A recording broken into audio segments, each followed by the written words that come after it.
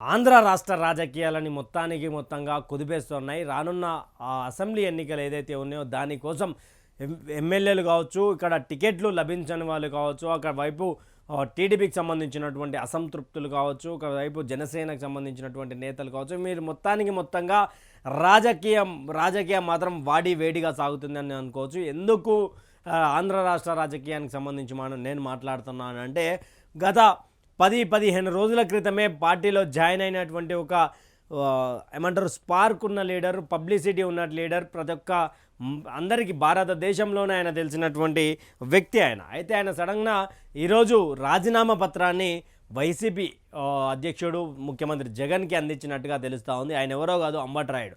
మరి ఆడుదాం ఆంధ్ర అనే దాంట్లో కూడా కొంచెం మేరకు ఆయన విమర్శలకు గురయ్యిండు. కొట్టే షాట్లు బలంగా ఉండడంతో అక్కడ బ్యాట్లు ఎరిగిపోతున్నాయి తప్ప నాసరికం కాదని కూడా కొన్ని మాటలకు, రాజకీయ అనుభవం లేకుండా మాట్లాడినటువంటి మాటలకు టీడీపీ, జనసేన సోషల్ మీడియాలు కావచ్చు, అభిమానులు కావచ్చు గట్టిగా ఫైర్ అయిన విషయంలో కొన్ని రోజుల క్రితం నుండి ఇప్పటి వరకు గుంటూరు ఎంపీగా పోటీ చేశారంటూ కూడా ఒక ఆయన మీద అవాజనిత వార్తలు అయితే వచ్చినాయి. మరి చూద్దాం ఇప్పటివరకు దిశ డైనమిక్ ఏమేమి తీసుకొచ్చింది, V6 డిజిటల్ ఏం తీసుకొచ్చినటువంటి వార్తలు.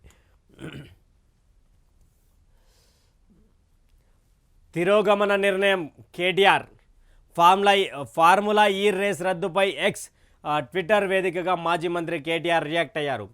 కాంగ్రెస్ ప్రభుత్వం తిరోగమన నిర్ణయం తీసుకుందనని ధ్వజమెత్తారు.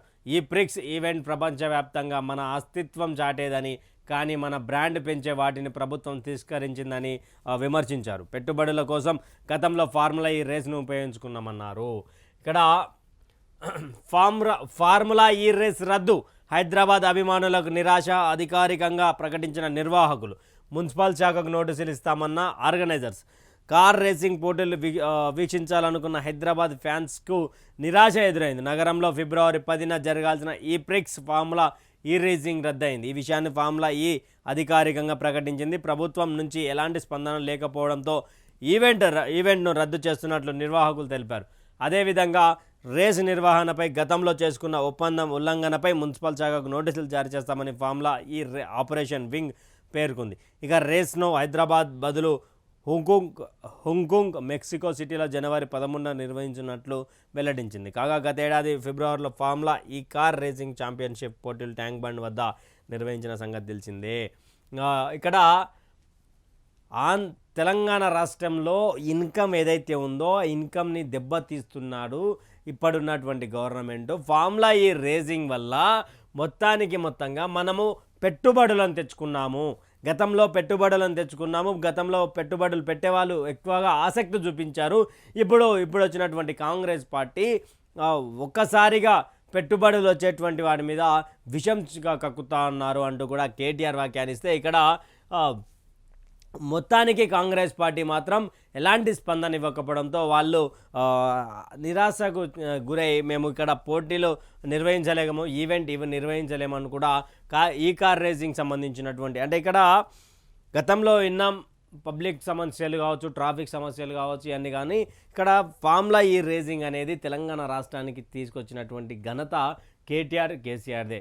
క్లియర్గా ఎందుకు అంటే ఇక్కడ ఫార్ములా ఈ రేసింగ్ అనేది చాలామంది కలగా ఉండిపోయేది. ఇప్పుడు ఇక్కడ ఫార్ములా ఈ రేసింగ్ నడుస్తున్న సమయంలో దాదాపు పెట్టుబడులు కూడా ఎక్కువ శాతంగా రావడం, ఇక్కడ ఫార్ములా ఈ రేసింగ్ సంబంధించినటువంటి విషయాలపై పరిజ్ఞానం తెచ్చుకోవడంపై కొంత జరిగింది. కానీ ఇక్కడ వీళ్ళకి రాసిచ్చినటువంటి ఏదైతే అగ్రిమెంట్ ఉందో దాని మీద కూడా మేము మున్సిపల్ శాఖకు కంప్లైంట్ చేస్తాము, దీనికి బదులు ఫిబ్రవరి 10న జరగాల్సినటువంటి ఈవెంట్ ఏదైతే ఉందో దానికి ఇక్కడ నిరాకరించడంతో ఫిబ్రవరి 13 తారీఖున హుకూక్ మెక్సికో సిటీలో జనవరి 13న నిర్వహించినట్లు వెల్లడించింది. ఇది ట్యాంక్ బండ్ దగ్గర ఉన్నటువంటి దాన్ని అయితే ఎత్తివేశారు. దానికి మనకు పర్మిషన్ లేదు అని కూడా వాళ్ళు వెళ్ళిపోతున్నటువంటి పరిస్థితి.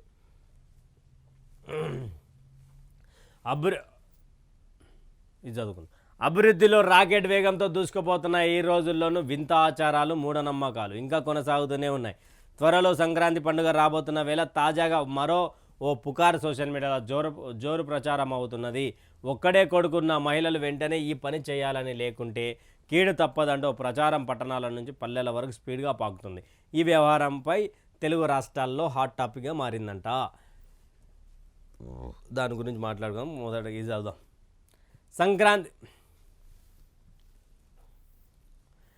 సంక్రాంతికి కీడొచ్చిందట. పండుగ ముందు పుకారు షికారు. ఒక్క కొడుకు ఉంటే కీడు తప్పదంటూ ప్రచారం. ఇద్దరున్నోళ్ళ డబ్బులతో గాజులు కొనుక్కోవాలట. గాజులు ధరించి సోషల్ మీడియాలో ఫోటోలు. ట్రాష్ అంటూ కొట్టిపారేసిన విద్యావంతులు. ప్రతి ఏటా ఇదే తంతు. ఈసారి ఇలా డిజిటల్ యుగంలోనూ కూడా ఆగని మా మూఢాచారాలు. ఆడవాళ్ళు మర్చిపోకండి, ఈ సంవత్సరం సంక్రాంతి పండుగ కీడుతో వచ్చిందంట. అందుకని ఒక కొడుకు ఉన్న ఆడవారు, ఇద్దరు కొడుకులున్న ఆడవారి దగ్గర మనీ తీసుకొని ఒక కొడుకు ఉన్న ఆడవారి గాజులు వేయించుకోవాలంట. ఇదంతా ట్రాష్. ఈ ప్రచారాన్ని నమ్మి ఆచరిస్తున్న వారు కొందరుంటే ఇదంతా ట్రాష్ అని మరికొందరు వాదిస్తున్నారు. గతంలోనూ సంక్రాంతి, ఉగాదితో పాటు వివిధ పండుగలకు ముందు వదిన మరదలు గాజులు, అన్నదమ్ములకు కుడుకలు, ఆడబిడ్డల కుంకుమాభరణాలు, వదిన ఆడపడుచులు చీరలు పంచుకోవాలి అంటూ పెద్ద ఎత్తున ప్రచారం జరిగిన సందర్భాలు ఉన్నాయి. అలాగే బంగారం వెండి మాట్లాడుతున్నట్టు గ్రామాల్లో షికార్లు చేసిన విషయాలు తెలిసిందే. అయితే ఈసారి సంక్రాంతికి ముందు 5 రకాల గాజుల పుకారు తెర మీదకి తెచ్చింది. ఇటువంటి ప్రచారంతో ఆయా వ్యాపారులు ఇక హిందూ సాంప్రదాయాల జోలికి వస్తే అన్నీ మూఢనమ్మకాలే, అన్నీ మూఢాచారాలే అని మాట్లాడతారు విద్యావంతులంట. ఇవన్నీ ట్రాషు కొట్టేయరు అని చెప్పి విద్యావంతులు మాట్లాడుతూ ఉన్నారంట. వాళ్ళకైనా కొంచెం ఉండాలి కదా. సరే, అది మూఢనమ్మకమా కాదా వాళ్ళకి సంబంధించినటువంటి ఆత్మాభిమానం. మీ ఇంట్లో ఉన్నారు కదా, వాళ్ళని ఆపుకోండి. దీన్ని హిందూ సాంప్రదాయానికి సంబంధించి, సరే హిందూ సాంప్రదాయం ఎన్ని ఉంటాయంటే ఉంటాయి.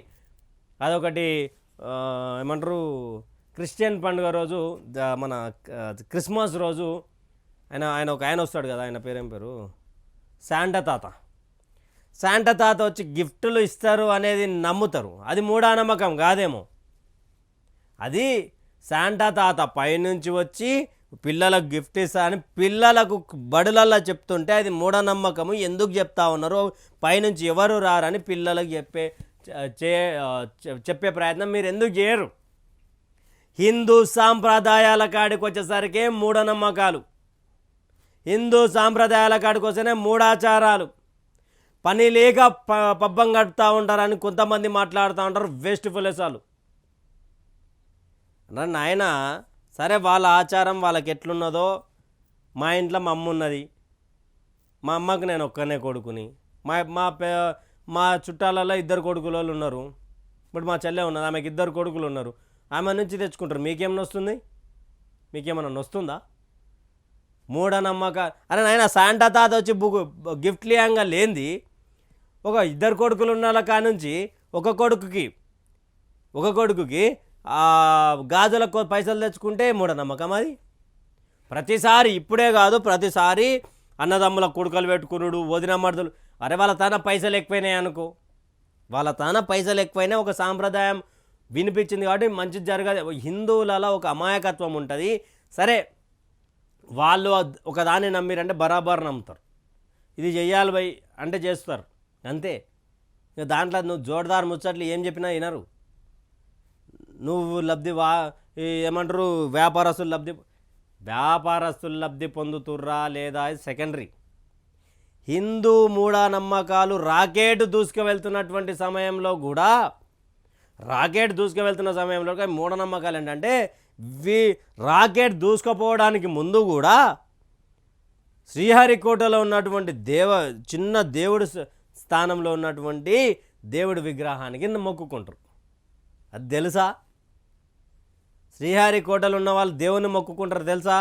అది మూఢనమ్మకం ఎందుకు కాదు మరి?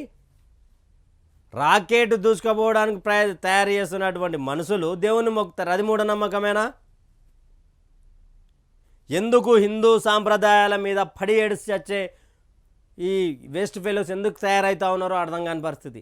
వీళ్ళ తాన పైసలు ఉన్నాయో లేవో సెకండరీ. సరే, గాజులు వేసుకొని పైసలు లేవు, వేరే వాళ్ళ తాను తెచ్చుకుంటారు. మీకేమన్నా నొప్పా? దీన్ని మళ్ళీ ఇంత పెద్ద వార్తగా తీసుకొచ్చింది దిశ. గాజులు ధరించి సోషల్ మీడియాలో ఫోటోలు ట్రాష్ అంటూ కొట్టిపరుస్తున్న ఈ విద్యావంతులు ఎవడండి? ఈ విద్యావంతులు ఎవరు? బైరి నరేష్ లాంటి వాళ్ళ? ఈ విద్యావంతులు అనేటోళ్ళు ఎవరు? బైరి నరేష్ లాంటి వాళ్ళ? 3 PhDలు డాక్టరేట్ పొందినటువంటి వాళ్ళే కదా విద్యావంతులు అంటే. అంటే ఇప్పుడు బైరి నరేష్ లాంటి వాళ్ళే కదా ఇక్కడ మూఢనమ్మకం అంటే నమ్మకాల సంఘం MNS ఆధ్వర్యంలో ఉన్నటువంటి బైరి నరేష్ వల్ల ఈ యొక్క వార్త చక్కర్లు కొడుతుందా? చెప్పండి మరి. అట్లన్నా ఇప్పుడు విద్యావంతులు అంటే ఎవరు? ఎంతవరకు చదువుకున్న వాళ్ళు? ఇప్పుడు నేను చదువుకున్నా, ఇప్పుడు మా కెమెరామ్యాన్ సీనన్న చదువుకున్నాడు, మా చైర్మన్ చదువుకున్నాడు, మా ఎడిటర్లు చదువుకున్నారు, ఇందరు చదువుకున్నారు. మరి మాకు ఇటువంటి మూఢనమ్మకాలు అని అనిపించవే? విద్యావంతులు అంటే ఎవరు? క్లియర్గా చెప్పాల్సిన అవసరం ఏమున్నదంటే విద్యావంతులు అంటే ఎవరు? ఈ సైన్స్ యుగంలో కూడా ఈ యొక్క నమ్మకాలు ఏంటి అనేటోళ్ళు విద్యావంతులా? ఎవరు విద్యావంతులు? హిందూ సాంప్రదాయాల మీద బురద జల్లే వ్యక్తులే విద్యావంతులా?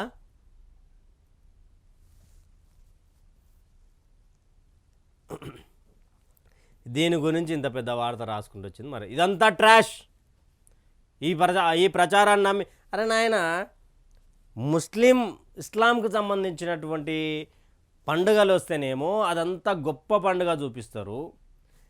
జీసస్కి సంబంధించినటువంటి క్రిస్టియన్ పండుగ వస్తేనేమో జీసస్కి సంబంధించినటువంటి పాస్టర్లే చెప్తారు కదా డిసెంబర్ 25 రోజు జీసస్ పుట్టిండని ఆధారం ఏమైనా ఉన్నాయని చెప్పి చాలామంది పాస్టర్లు మాట్లాడుతూ ఉన్నారు. మరి అది మూఢనమ్మకం కాదా? శాంటా తాత వచ్చి గిఫ్ట్లు ఇచ్చింది నాకు ఇవ్వలేదే మరి చిన్నప్పటి నుంచి. సరే మా దోస్తులు కూడా చాలామంది ఉన్నారు, నేను ఒక దోస్తులే మరి చాలాసార్లు చర్చికి పోయినటువంటి పరిస్థితి. మరి ఏ రోజు నాకు మేము తెచ్చుకున్న కేక్ కోసుకొని అంకుల్ ఆంటీ మాకు ఇస్తే మేము తిన్నాం తప్ప శాంటా తాత వచ్చే మా వాళ్ళకు గిల్డింగ్ ఏం ఇవ్వలేదు కదా. మరి దాన్ని ఎందుకు మూఢనమ్మకం అన్నారు? ఎందుకు పిల్లలకు ఎవరైతే ఈ సోకాల్డ్ విద్యావంతులు ఉన్నారో, సోకాల్డ్ సెక్యులర్ వాదులు ఉన్నారో, సోకాల్డ్ మనుషులు ఉన్నారో, మరి వాళ్ళు ఎందుకు శాంటా తాత బొమ్మలు వేసి శాంటా తాతను చూసిరా? వీళ్ళు చెప్పాలి కదా దీని మీద సమాధానం. శాంటా తాతని చూసి శాంటా తాతకి చేసే డ్రెస్సులు వేసి అదే రాముడికి సంబంధించినటువంటి వేషధారణ రమ్మను, అదే హనుమాన్కి సంబంధించిన వేషధారణ రండి, లేకపోతే అదే శివునికి సంబంధించిన వేషధారణ అంటే హిందూ సమాజం మొత్తం ఖరాబ్ చేస్తుంది పిల్లల్ని, విద్యావంతులు అయ్యేటోళ్ళం మూఢనమ్మకాల వైపు. అరే నాయన గాడిది, ఇక్కడ శాంటా తాత డ్రెస్ వేస్తేనేమో మంచిదంట. హిందూ సాంప్రదాయానికి సంబంధించిన దేవతలకు సంబంధించినటువంటి వేషధారణ పిల్లలను తీసుకుపోతే అది పిల్లల భవిష్యత్ ఖరాబ్ అవుతుందని చెప్పి సోకాళ్ళు విద్యావంతులు మాట్లాడే మాటలు. ఎవరి నమ్మకాలను మూఢనమ్మకాలు అని చెప్పే రైట్స్ ఎవరికి లేవు.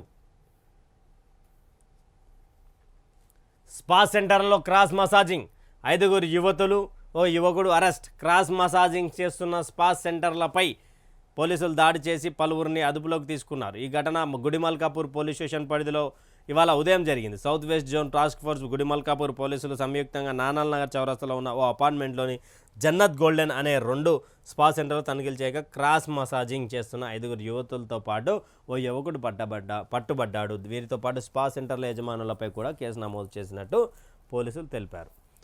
క్రాస్ మసాజింగ్ చేస్తూ స్పాల పేరు మీద దాదాపు వ్యభిచారం చేస్తున్నటువంటి వీడియోలు కూడా రీసెంట్గా ఒక ఆమె స్పా నుంచి మేము బయటకు వచ్చాం, మాతో ఇలా చేయిస్తారు అని కూడా ఆమె చెప్పినటువంటి మాట ఆల్రెడీ ఇక్కడ గుడిమల్కాపూర్ దొరికిందంట.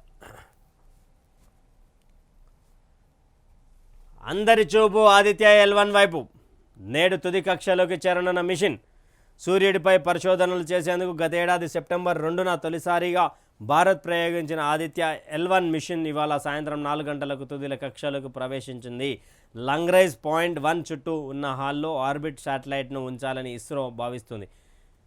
ఇది భూమి నుంచి సుమారు 1.5 మిలియన్ కిలోమీటర్ల దూరం ఉంటుంది. అక్కడి నుంచి ఆదిత్య L1 సూర్యుడిని నిరంతరం పరిశీలించనుంది.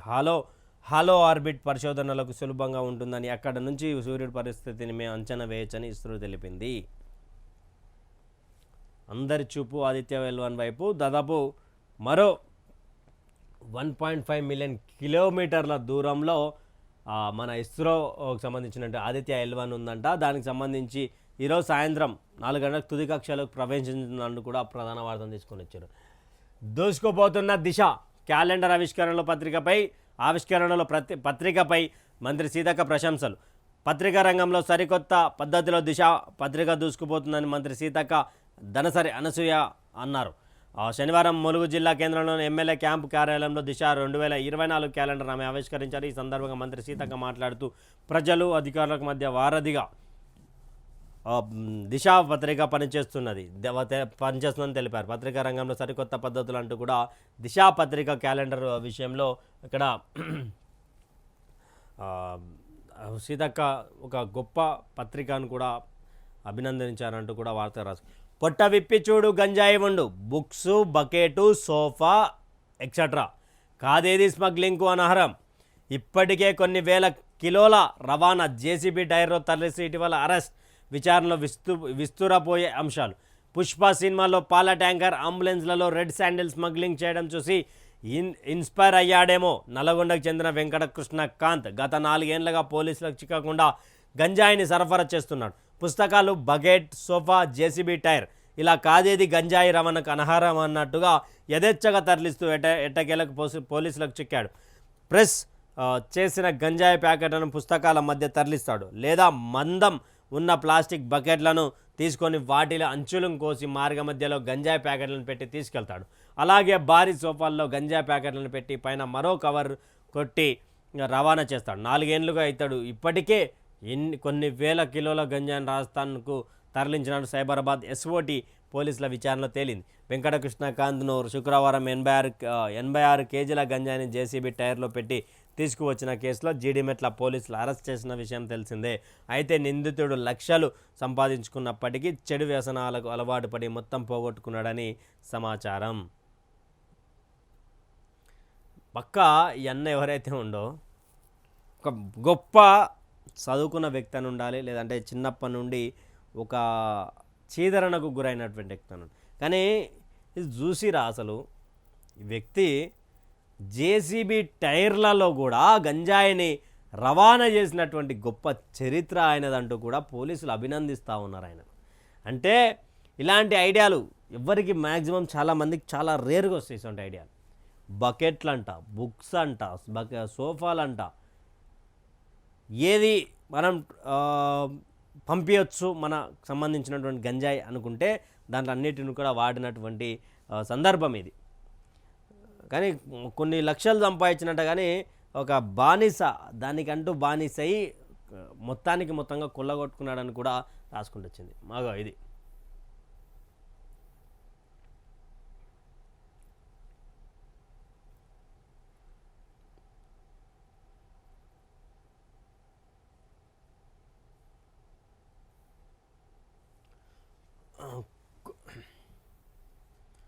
కొడుకు మృతి తట్టుకోలేక ఆగిన తల్లి గుండె. అరగంట వ్యవధిలో 2 కన్నుమూత. మెదక్ జిల్లాలో హృదయ విదారక ఘటన. కన్న కొడుకు మృతిని తట్టుకోలేక ఓ తల్లి గుండె కూడా ఆగింది. అరగంట వ్యవధిలోనే 2 మృతి చెందిన హృదయ విదారక ఘటన మెదక్ జిల్లాలో శనివారం ఉదయం జరిగింది. హవేలీ గన్పూర్ మండలం కంచన్పల్లి గ్రామానికి చెందిన వీరప్ప గారి నర్సాగౌడ్ వృత్తిరీత్యా ఆటో డ్రైవర్, అతడి భార్య, 2 పిల్లలు, తల్లి లక్ష్మి ఉన్నారు. శనివారం తెల్లవారుజామున ఛాతీలో నొప్పి వస్తున్న నర్సాగౌడ్ చెప్పడంతో కుటుంబీకులు ఆసుపత్రికి వెళ్దామని చెప్పారు. కానీ చిన్న నొప్పే అంటూ తేలిగ్గా తీసుకొని పడుకున్న తర్వాత కొద్దిసేపటికి పిలిస్తే పలకలేదు. కుటుంబీకులు వెంటనే ఆసుపత్రి తీసుకెళ్లగా వైద్యులు పరీక్షించి అప్పటికే మృతి చెందినట్లు తెలిపారు. ఈ విషయం తెలుసుకున్న కన్న తల్లి లక్ష్మి కూడా ఆసుపత్రికి వెళ్ళింది. కొడుకు మృతదేహంపై పడి బోరన విలిమించిన ఆమె ఒక్కసారిగా కుప్పకూలింది. వెంటనే వైద్యులు పరిశీలించి లక్ష్మి కూడా మృతి చెందినట్టు తెలిపారు. అరగంట వ్యవధిలోని తల్లి కొడుకు కన్ను మూయడంలో గ్రామంలో విషాదాలు అందుకున్నాయి. ఇదిరా తల్లి ప్రేమ అంటే. ఇది 39 సంవత్సరాల కొడుకు చనిపోయిందని చెప్పి హాస్పిటల్లో చూడడానికి వెళ్తే చనిపోయిన ఒక మాట్లాడలేని స్థితిలో, అసలు కదలలేని స్థితిలో ఉన్న కొడుకును చూసి తల్లి కూడా మరణించింది. ఇలాంటి తల్లినే కదరా మనం రోడ్ల మీద వేస్తున్నాం, వృద్ధాశ్రమంలో వేస్తున్నాం.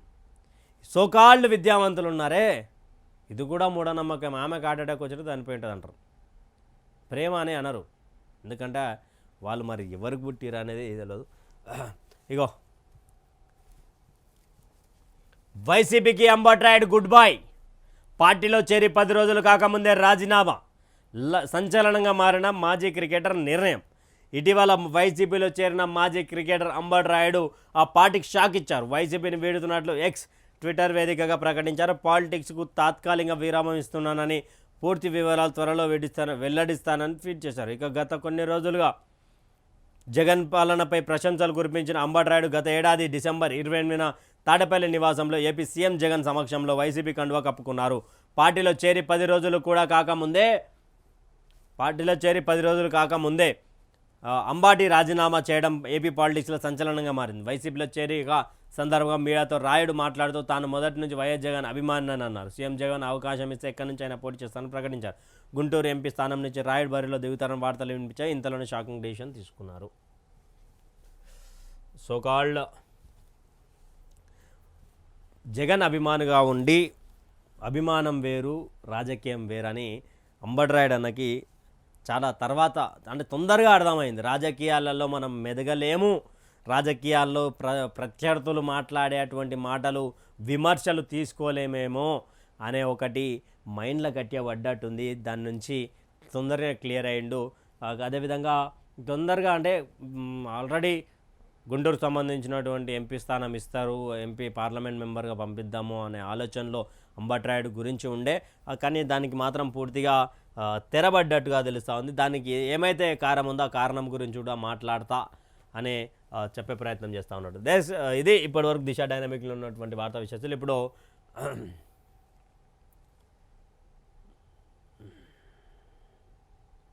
V6 డిజిటల్ తీసుకుందాం. 29 బల్దియాలో కారుకు గండం, మేయర్లు చైర్మన్ల అవిశ్వాసం, వైస్ చైర్మన్లకు పొంచి ఉన్న ముప్పు. HMDA పరిధిలోనే 6 చోట్ల 36 పాలక మండళ్లపై నో కాన్ఫిడెన్స్. గత సర్కారు చేసిన సవరణలను ఆమోదించని గవర్నర్ తమిళసై. పాతదే అమల్లో ఉంటుందంటున్న హైకోర్టు. 3 ఏళ్లు పూర్తి కావడంతో నో కాన్ఫిడెన్స్. 29 బల్దియాలో బీఆర్ఎస్ ఎన్నికలు.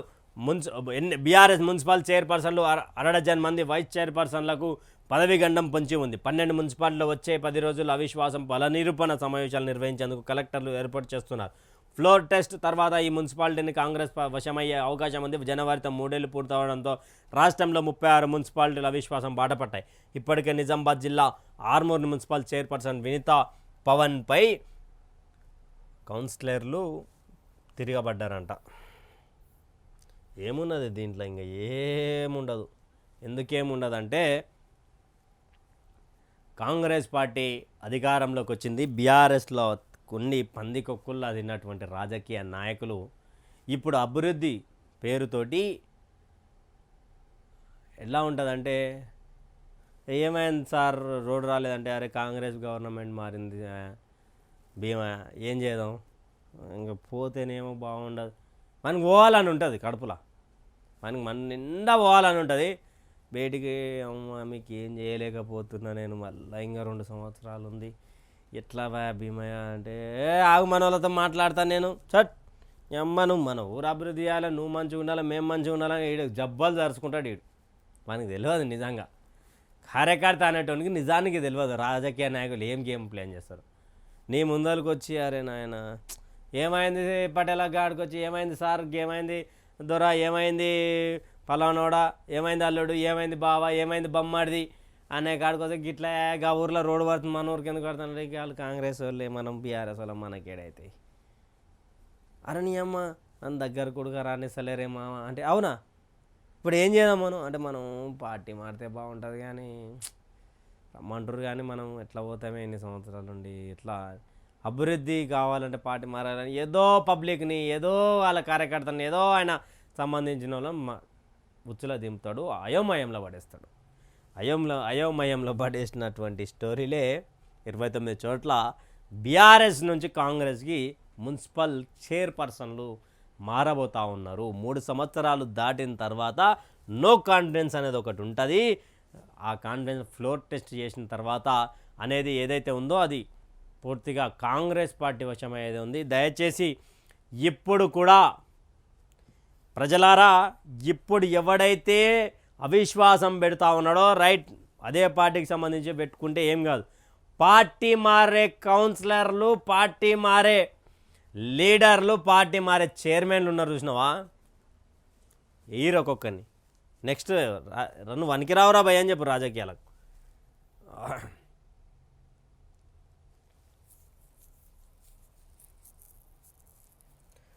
ఇక్కడ వెలుగన్న ఒకటి తీసుకొని వచ్చింది అంతా వదిలేసి. గత ప్రభుత్వం ఆడంబరాలపై విమర్శలు. ఓకే. వసతుల కోసం 200 కోట్లు అవసరం. ఓకే. దీనికి దుబారా ఖర్చు వద్దని వెనక్కి తగ్గిన కాంగ్రెస్ సర్కార్. దుబారా ఖర్చు వద్దంటారు, కొత్త ల్యాండ్ క్రూజర్లు తిరుగుతుర్రు, ఎవరు కేసీఆర్కి సంబంధించినటువంటి కార్లు అంటారు, మళ్ళీ మీరెందుకు తిరుగుతురు? 66 కోట్లు రిటర్న్ ఇస్తే 66 కోట్లు వస్తుండే కదా. మరి ఏంది దుబారా ఖర్చు వద్దని వెనక్కి తిరిగిరట. సరే, వాళ్ళ అభిప్రాయం ఇది ఉన్నది. కానీ ఫామ్లా రేస్ ఉన్నప్పుడు కొంతమేరకు పెట్టుబడులు వచ్చే అవకాశం ఉండే. కానీ మరి ఇప్పుడు ఏం పెట్టుబడులు తీసుకొస్తారు ఏమో చూడాలి. ఏదైనా ఇది ఒకటి ఉందా వాడతా. గౌరవెల్లి ద్వారా నీళ్ళు అందిస్తాం. కెనాల్స్ కోసం 2000 ఎకరాల భూసేకరణ. హమాలీలకు హెల్త్ ప్రొఫైల్ టెస్ట్. మంత్రి పొన్నం ప్రభాకర్. గౌరవెల్లి ప్రాజెక్ట్ ఏదైతే ఉందో ఆ ప్రాజెక్టుకి వల్ల నీళ్ళు అందిస్తాం. దాదాపు 2000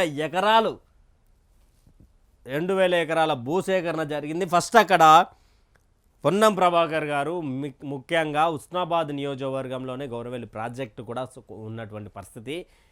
అక్కడ భూములు కోల్పోయిన వాళ్లకు ఆర్థిక సాయం చేయండి, లేదంటే భూములను చూపిస్తానని చెప్పినటువంటి గత ప్రభుత్వాలు ఏమైతే ఉన్నాయో అవన్నీ కూడా అమలు చేయండి. 2000 ఎకరాలకు నీళ్ళు ఇస్తామన్నారు కదా, ఎప్పటిలోకి ఇస్తారు అది కూడా చెప్పండి. కూలీలకు హెల్త్ ప్రొఫైల్స్ అంటూ కూడా ఆయన చెప్తా ఉన్నాడు. గౌరవెల్లి ప్రాజెక్టు వల్ల దాదాపు వేలాది మంది తన భూమిని వదిలేసుకున్నటువంటి పరిస్థితి.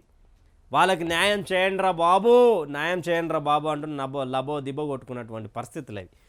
రైట్, ఇవి వయసుకి సంబంధించి ఒక స్పెషల్ వార్తతో మీ ముందరికి వచ్చిన. ఇది చదువురి మిత్రులారా.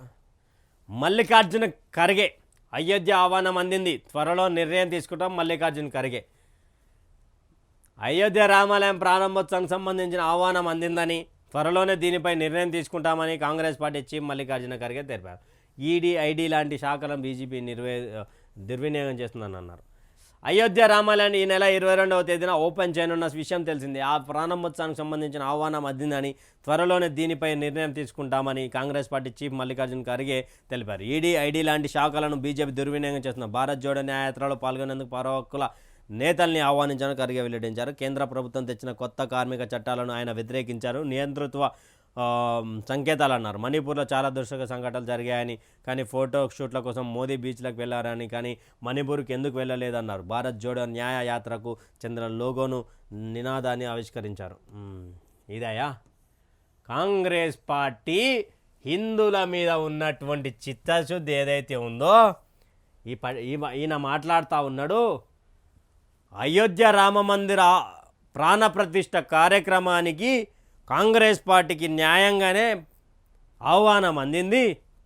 ఆహ్వానం అంతా దాని మీద ఆలోచించేందుకు రాబోయ్ మిస్టర్ మల్లికార్జున ఖర్గే గారు ఎందుకు ఆలోచిస్తారు దాని మీద? హిందువుల మనోభావాలంటే మీకు ఒక మూఢనమ్మకం. మణిపూర్లో జరిగిన ఘటనలు చాలా బాధాకరమైనవి. అయోధ్య రామ మందిరం కోసం ఎంతమంది చచ్చిపోయారు మీ కాంగ్రెస్ పార్టీ గవర్నమెంట్ శిక్షిస్తే, ఆ రోజు లాఠీ చార్జీలు చేపిస్తే, ఆ రోజు అయోధ్య రామ మందిరం కోసం ఎంత? అయోధ్య రామ మందిరం కేసు ఇన్ని రోజులు జరగడానికి కారణం కాంగ్రెస్ పార్టీ కాదా? ఈరోజు అయోధ్య రామ మందిరానికి పోవడానికి ఎందుకు వెనకడుగేస్తూ ఉన్నారు? కాంగ్రెస్ పార్టీకి సంబంధించినటువంటి ఏఐసిసి చీఫ్ కదా నువ్వు ఒక కాంగ్రెస్ పార్టీకి సోనియా గాంధీ ఎవరైనా కానీ మీ తర్వాతనే కదా. ఎందుకు ఆలోచిస్తూ ఉన్నారు? అయోధ్య రామ మందిరం ప్రియమైన నా హిందూ సోదరులారా, కాంగ్రెస్ పార్టీ హిందూ వ్యతిరేక పార్టీ అని మల్లికార్జున ఖర్గేనే స్వయంగా చెప్పిండు. ఈయన అట్లా అంటే కాంగ్రెస్ పార్టీకి సంబంధించిన కర్ణాటక ముఖ్యమంత్రి ఏమంటాడు తెలుసా? సిద్ధరామయ్య, అయోధ్య ఏమైనా గొప్ప కట్టడమా? అయోధ్య అనేది ఏమైనా గొప్ప కట్టడమా? అందరు లేకనే అన్ని గుళ్ళ లేకనే ఆ గుడి. ఆయన కింద ఒక ఆంజనేయ అని ఒక ఆయన ఉంటాడు. మా కర్ణాటకలో ఒక రాముల వారి గుడి ఉన్నది, ఆడుకోతాం. అయోధ్యకి ఎందుకు పోతాం? అరే పిచ్చి, ఇక అనొద్దు. ఒక స్థాయిలో ఉన్నటువంటి వ్యక్తిని మనిషా లేకపోతే ఇంకేమైనానా? నీ కర్ణాటకలో ఉన్నటువంటి గుడి పో పో అంటలే, వద్దు అంటలే. కానీ అయోధ్య రామ మందిరం కోసం 550 సంవత్సరాలు వెయిట్ చేసినటువంటి చరిత్ర హిందువులది. 550 సంవత్సరాలు బాధపడ్డ చరిత్ర హిందువులది. మీరు కాంగ్రెస్ పార్టీలో ఉండి మేము సెక్యులర్ వాదులం, సోకాల్డ్ సెక్యులర్ వాదులం అంటున్నారు కదా, సోకాల్డ్ సెక్యులర్ వాదులం అని చెప్పుకుంటున్నారు కదా. ఇదేనా మీ సోకాల్డ్ సెక్యులరిజం? ఇదేనా సోకాల్డ్ సంబంధించినటువంటి ప్రజాస్వామ్యం? మణిపూర్లో సంబంధించి జరిగిన ఘటన మీద మాట్లాడలేదు కానీ ఇక్కడ దీనిలో మణిపూర్లో చాలా దురదృష్టకర సంఘటనలు జరిగాయని, కానీ ఫోటోషూట్ల కోసం మోదీ బీచ్లకు వెళ్ళారు కానీ మణిపూర్ ఎందుకు వెళ్ళలేదన్నారు. ఎందుకు వెళ్ళలేదా? ఫోటోషూట్ల కోసం ఆయన ఆయన నిన్న ఏదైతే బీచ్లో ఉన్నటువంటి ఫోటోలు ఏవైతే రిలీజ్ అయినాయో ప్రజలారా, ఇంత ధమాకు లేకుండా సోషల్ మీడియాలో ఎట్లా వైరల్ చేస్తారో అర్థం కాదు. అక్కడ బీచ్ని చూపించుకుంటూ, పక్కన ఉన్నటువంటి వాతావరణాన్ని చూపించుకుంటూ, పక్కన ఉన్నటువంటి పర్యావరణాన్ని చూపించుకుంటూ, పక్కన ఉన్నటువంటి వాటర్ను చూపించుకుంటూ ఇదొక టూరిస్ట్ ప్లేస్గా అభివృద్ధి చెందాలి అని చెప్పి ఆయన స్లాండింగ్ చేసుకుంటూ అన్నీ చేసుకుంటూ ఆయన ఫోటోషూట్ చేసిండు. మీ నాయకుడు రాహుల్ గాంధీ లాగా నడుచుకుంటూ పోయేటువంటి ఒక లారీకి కెమెరాలు కట్టుకొని లారీ డ్రైవర్తో ప్రయాణించినట్టు లారీకి కెమెరాలు కట్టుకొని లారీ డ్రైవర్ నడుపుతుండా? చరిత్ర ఎవరికి తెలియదు, చరిత్ర మరవదు మిమ్మల్ని. భారతదేశంలో ఉన్నటువంటి భారతదేశ బార్డర్స్ని అమ్ముకున్నటువంటి చరిత్ర కాంగ్రెస్ పార్టీది. అవసరాలకు అనుగుణంగా భారతదేశాన్ని విడగొట్టిన చరిత్ర కాంగ్రెస్ పార్టీది. పాకిస్తాన్ ఎందుకు విడిపోయిందండి భారతదేశం నుండి? ఏం అవసరాలకు విడిపోయింది? ఆనాడు మహాత్మా గాంధీ తీసుకున్నటువంటి నిర్ణయం, ఒకవైపు జవహర్లాల్ నెహ్రూని ప్రధాని చేయాలి, ఒకవైపు జిన్నాని చేయాలి. కాబట్టి ఆ రోజు పాకిస్తాన్ సంబంధించినటువంటి ఇప్పుడు లాహోర్ కావచ్చు, కరాచీ కావచ్చు, ఇలాంటి ఏరియాలలో హిందువులను ఊచకోత కోసి భారతదేశానికి ట్రాన్స్పోర్ట్ పరంగా పంపిస్తే ఆ రోజు నోరు ఎత్తని ప్రభుత్వం కాంగ్రెస్ పార్టీ. తప్ప ఇది నిజం కాదా? ఎంతసేపు ఉన్నా విషం కక్కాలే. కొంతమంది ఓట్ బ్యాంకుల కోసం, కొంతమంది సంబంధించినటువంటి ఓట్ బ్యాంక్ కోసం వీరు విషం కక్కే ప్రయత్నం చేస్తారు. అది నిజంగానే చేస్తారు. 26 మందిని అయోధ్య రామ మందిరం కోసం ఆపోజిట్లో ముస్లిం లీగ్ సంబంధించినటువంటి బోర్డు కోసం మీరు లాయర్లను పెట్టి కొట్లాడిచ్చింది నిజం కాదా? ఎందుకు రానంటారు అయోధ్యకు? మీరు ఎందుకు రాను అంటున్నారు మీరు అయోధ్యకు? కాశీలో పోయి పూజలు చేస్తాడు కదా మీ పార్టీలో ఉన్నటువంటి వ్యక్తి రాహుల్ గాంధీ. ఇది ప్రజలారా, కాంగ్రెస్ పార్టీ పూర్తిగా హిందూ వ్యతిరేక పార్టీగా మారింది, ఎప్పటి నుంచో ఉన్నది. అయితే ఈయన అంటాడు మల్లికార్జున ఖర్గే కానీ సిపిఐ నారాయణలో ఆయన గురించి మాట్లాడుకుంటే ఇంకా పెద్ద చరిత్ర ఉంటుంది. సిపిఐ సంబంధించినటువంటి నారాయణ అయోధ్య రామ మందిరం ఏదైతే ఉందో ప్రజలారా, దయచేసి అది పార్లమెంటు కోసం కట్టినటువంటి కట్టడమే కానీ హిందువుల మీద ఉన్న పార్లమెంట్ ఎన్నికల కోసం అయోధ్య రామ 2018లో ఏం కట్టిందని? పుల్వామా దాడి జరిగింది. ఆ పుల్వామా దాడి తర్వాత మనోళ్ళు దాడి చేశారు. ఇది కదరా భారత్ అని ఓట్లు వేసారు. మరి ఇప్పుడు అయోధ్య రామ మందిర్ కట్టారు హిందువులందరూ. మరి మీరెందుకు చేయలే? మీరు ఎన్ని సీట్లు గెలుస్తారు అసలు భారతదేశంలో? అది చెప్పాలే కదా. ఫస్ట్ భారతీయ జనతా పార్టీ మీద విషయం కక్కుంటే కక్కుకోరు. మీరు వాళ్ళు రాజకీయ పార్టీలు సపరేట్ అవి. అయోధ్య రామ మందిరం అంటే అయోధ్య రామ మందిరం మధ్యలో ఎందుకు వస్తున్నది మీకు? ఆయన్నేమో ఆహ్వానం ఇస్తే ఆలోచిస్తామంటారు. నువ్వేమో అయోధ్య రామ మందిరమే ఎలక్షన్ స్టంట్ అంటావు. ఇంకో ఆయన అంటాడు మాతాన గుడి ఉన్నది గాడికి ఎందుకు పోతామంటారు. ఇది ప్రజలారా, ఈ యొక్క కాంగ్రెస్ పార్టీ కావచ్చు, మిగతా రాష్ట్ర రాజకీయాలు, దేశ రాజకీయాలు మరో 2-3 నెలల్లో ఎవరు గెలుస్తారు, ఎవరు ఓడిపోతారు అనే దాని మీద చాలా దృష్టి పెట్టి పనిచేస్తూ ఉన్నారు అన్ని పార్టీలు కూడా. సో ఇక్కడ మీరు తప్పకుండా మాలాంటి ఛానల్స్ని ఎంకరేజ్ చేయాలి అంటే, ఆశీర్వదించాలంటే సబ్స్క్రైబ్ రూపంలోనే ఆశీర్వదించగలరు. దయచేసి మీరు మమ్మల్ని ఆశీర్వదిస్తారని కూడా కోరుకుంటూ సబ్స్క్రైబ్ కూడా చేసుకుంటారని